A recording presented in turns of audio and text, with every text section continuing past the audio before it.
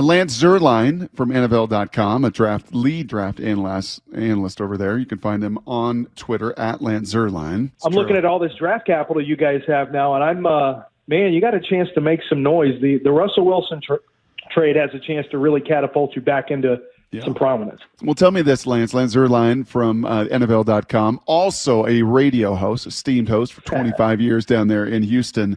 Lance, are you seeing it like I'm kind of feeling it from a bunch of different analysts, even from some NFL people, that this draft right now, and it's the early stage, right? We haven't had the Senior Bowl. We haven't had the Combine. We haven't had interviews and pro days and everything else that will shape it and mold it more.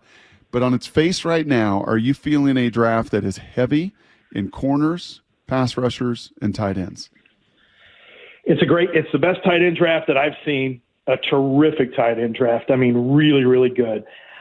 I think from a corner standpoint, it has a chance to be a better corner draft than we've seen recently. There are some, I think there's some guys that are maybe carrying a little higher grades nationally than maybe some of the teams will have.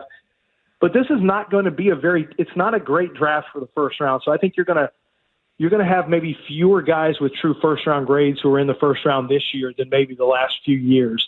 And but I do look at the draft board, and I see up to this point, I still have players to write up, but I still have, a 6.2 is an average starter, and I already have, looking at just the corners, I already have I'm looking at about 12 to 13 who are in this draft that have that grade. So I think that's a really good sign if you need corner help. I think this is a really good draft for defensive tackles in the middle of the draft. You can wait until, round 3, 4, and 5, and I think you're going to find starters and pretty good starters on the interior. And then from a pass rush standpoint, as you mentioned, this has a chance to put together a pretty good rush with your picks 5, 20, and 38. I've been kind of running through the Sudoku pieces here, and I think cornerback, I think pass rush, there's guys you can get, I think, at 20, at 38, and at 5, different tiers of players there. And I don't know if linebacker is a position or not that is of interest, but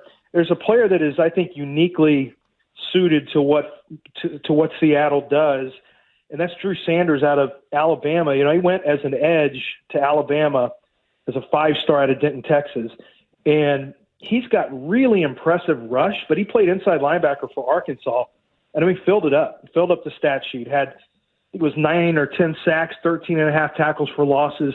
He's still learning that position. He's a rare hybrid talent that you can play as an inside linebacker, and then on rush downs, you can rush him A gap, B gap, or even as a 3-4 outside, rush linebacker. So he's one of the uniquely suited hybrid defenders that I think are going to start to become not the norm, but we're going to start to see more of those kind of guys. He is Lance Zierlein. He is an esteemed radio host down in Houston for 25 years. He has been doing that. He's also a draft stud. I'm curious, Lance, year in and year out, how many years have you been really focused on the draft and put that draft Nick hat on? How many years have you been doing that? Since 2001.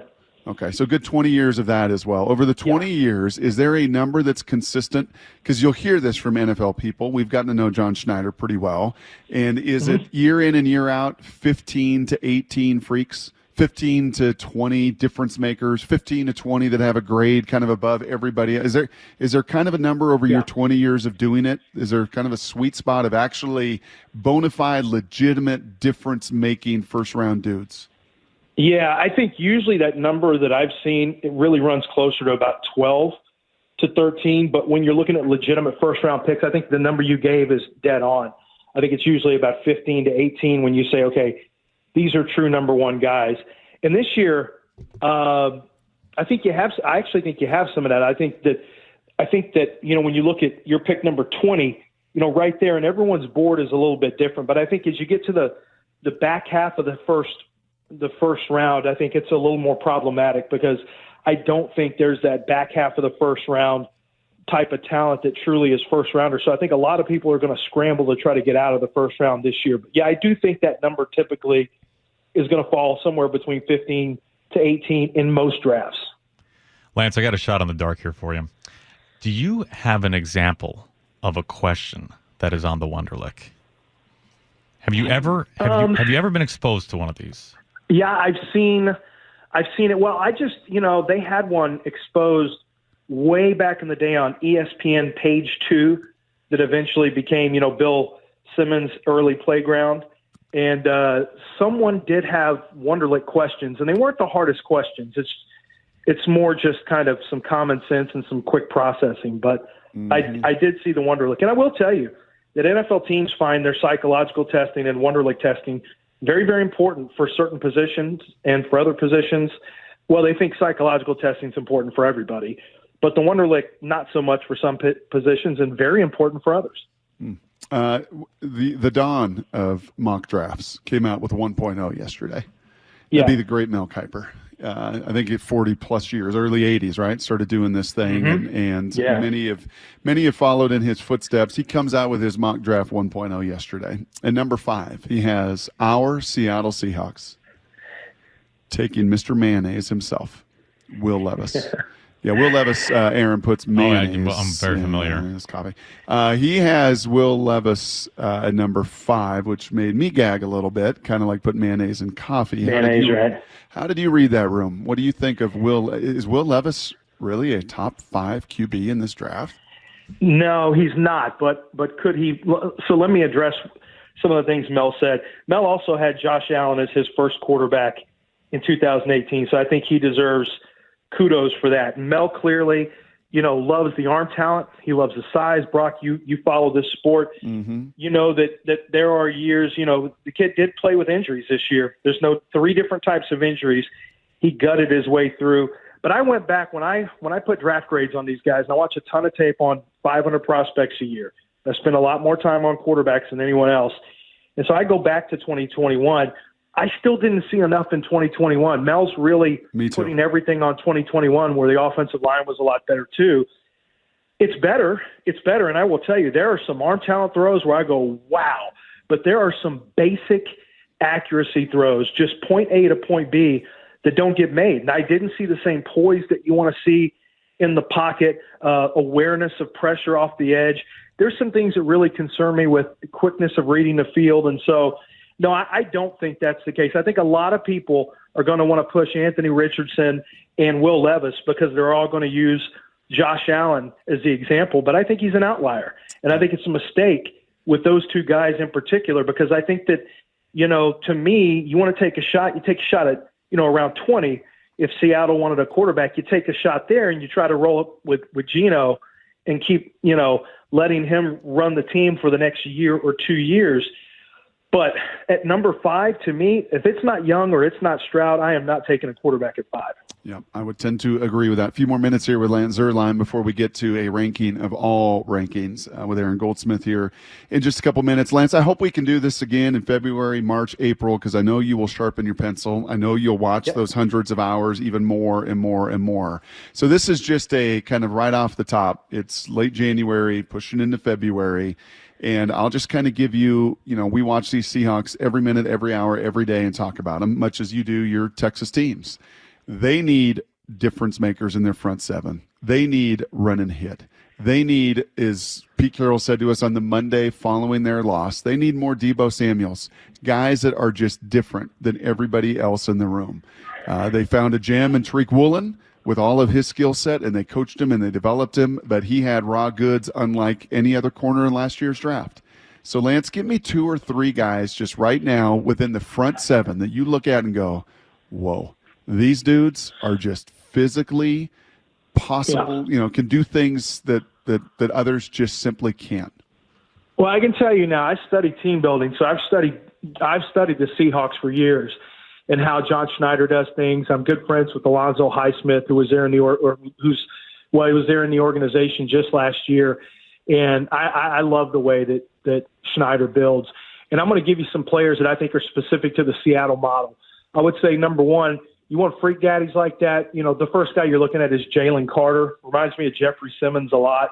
Just a block destruction, quick win potential, has a lot more ability to become a more dominant interior rusher than you see from a production standpoint so far at Georgia. I think Tyree Wilson is that kind of guy. He's got Seahawk written all over him, potentially as early as 5. He's long, he's athletic, needs to get a little tougher against the run. But we're talking about a guy who's 6'6", who's just continuing to grow into his frame. Like he you see him flash and you say, wow, he's just scratching the surface.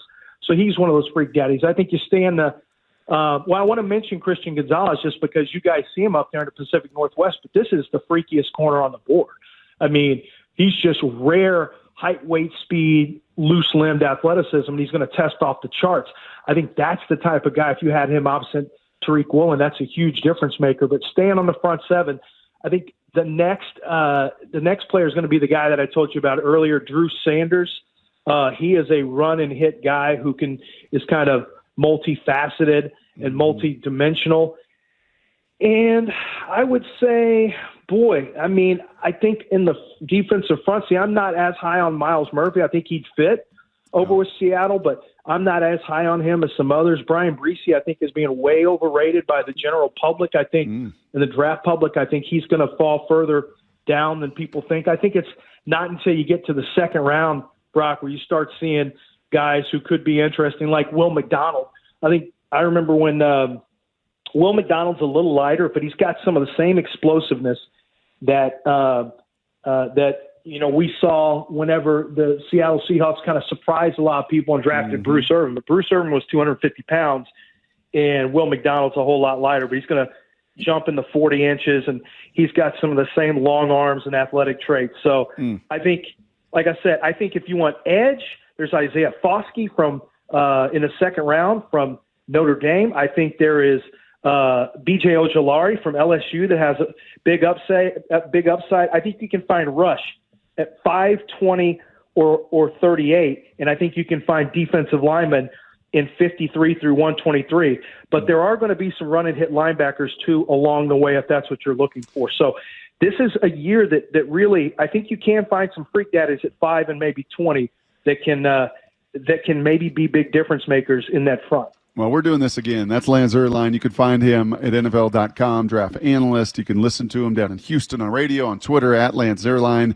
You used Freak Daddies 3 times. Yep. 3 times. Yeah, and that's a triple in my book. And I've been known to mix and mash words together, too, and use triplets. So, Lance, we're going to have to do this again. Thanks for the time, buddy. Appreciate it. I love talking ball with you, Brock. Not a problem. Super fun, man. There he goes. Lance Zierlein. Follow him on Twitter, at Lance Zierlein. Go read his stuff at NFL.com.